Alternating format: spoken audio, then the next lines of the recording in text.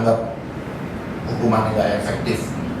Ya, pertama peraturannya dibuat, kalau menurut saya nggak banyak yang teman-teman belum bisa terima. Kenapa harus keluar larangan ini? Misalnya tadi ditulis larangan away, denda paling besar larangan away, dan itu paling banyak dilanggar. Pertanyaannya, kenapa kita dilarang away ya? Salah kita apa? Kan kalau orang dihukum karena kita bikin salah, nah kita nggak boleh away. Salah kita apa?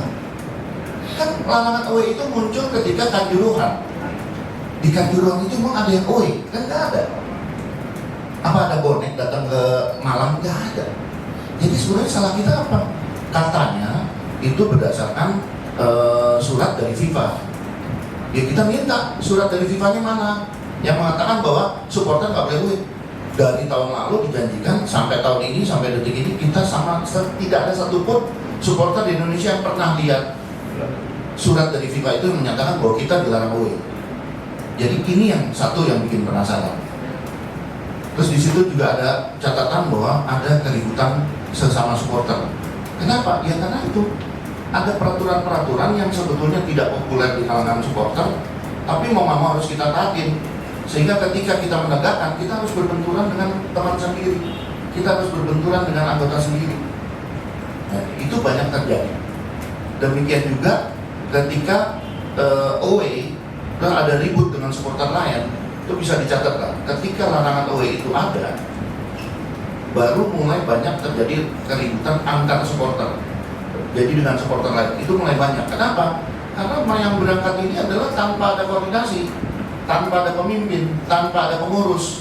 Mereka lihat berangkat sendiri-sendiri aja, dan ketika mereka berangkat sendiri, nggak ada koordinasi, nggak ada apa, ini lebih rentan untuk tawuran.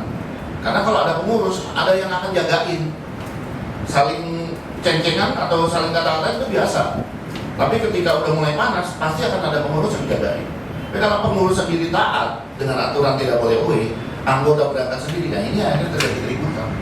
Jadi ribut sama kita ada, ribut kan wibawanya pengurus-pengurus nih, pengurus-pengurus supporter itu kan jadi di mata anggotanya kurang gimana sih?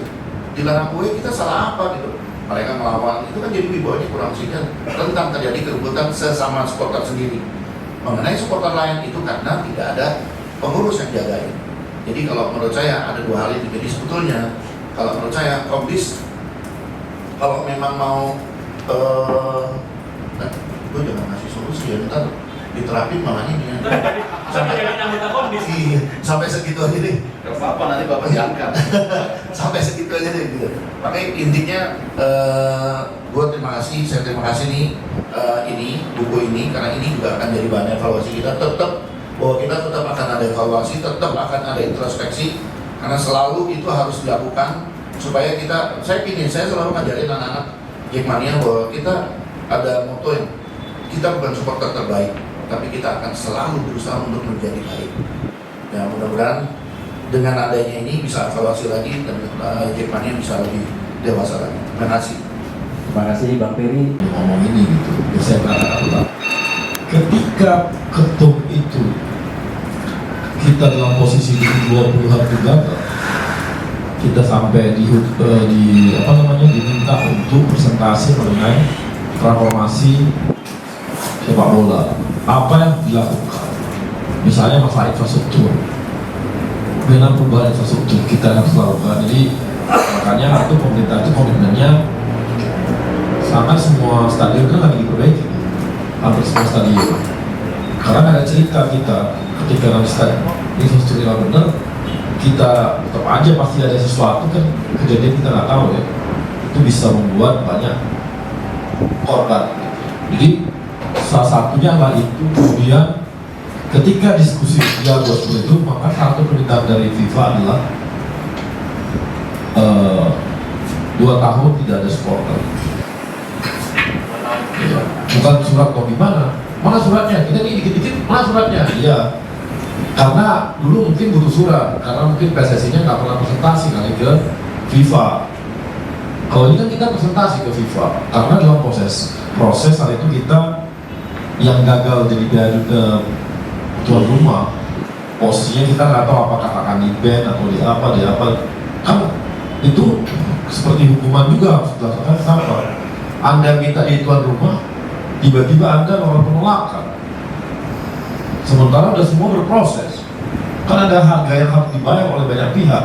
Berapa banyak udah survei misalnya, ngetek hotel, ya pasti kan. Pasti sih negara-negara yang mau masuk pasti udah.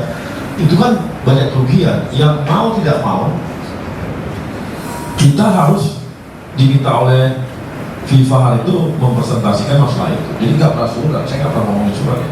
Kita ngomongin mengenai kita maju, FIFA-nya minta seperti itu. Karena proses-proses mulai dari kanjuruhan dan sebagainya belum banyak perubahan yang terjadi kemarin itu. Jadi kita dimintakan untuk memastikan semuanya berjalan, baru kita proses kan gitu ya. Kami juga ya rugi dong bagi PSSI ketika nggak ada yang namanya supporter away. Masa kami senang? Ya nggak mungkin. Masa kita sebagai federasi nggak sempurna gitu pertandingan sepak bolanya. Kita kan pengennya sempurna ya. Kita juga pengen away. Cuma kan ada ketentuan yang harus kita patuhi itu bersama-sama untuk itu. Dan mana kita lagi benahi. Dan saya rasa kan teman-teman tahu juga bahwa kita lakukan pembenahan terhadap sepak bola Indonesia ini. Kalau tadi misalnya kami nggak melakukan pembenahan, mana nih pembenahannya? Bohong juga nih. Yang pertama, di infrastruktur tadi saya bilang, kita siapkan semua stadion-stadion sekarang sudah berproses ke sana. Yang kedua, di liganya supaya fair dan sebagainya, kemarahan itu mulai kemarahan juga, tidak ada fairness. Ya pakai VAR, kan tuh BP dulu pakai VAR, sekarang udah kita pakai VAR. Tahun kedua, jadi itu juga bagian dari transformasi yang kita beritahu kepada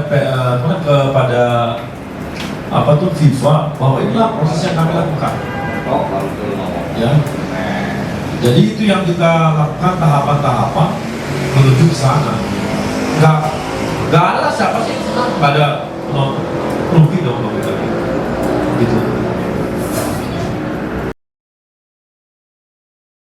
Terima kasih sudah menonton. Silakan subscribe, like, dan jangan lupa komen di bawah ya bola spotter.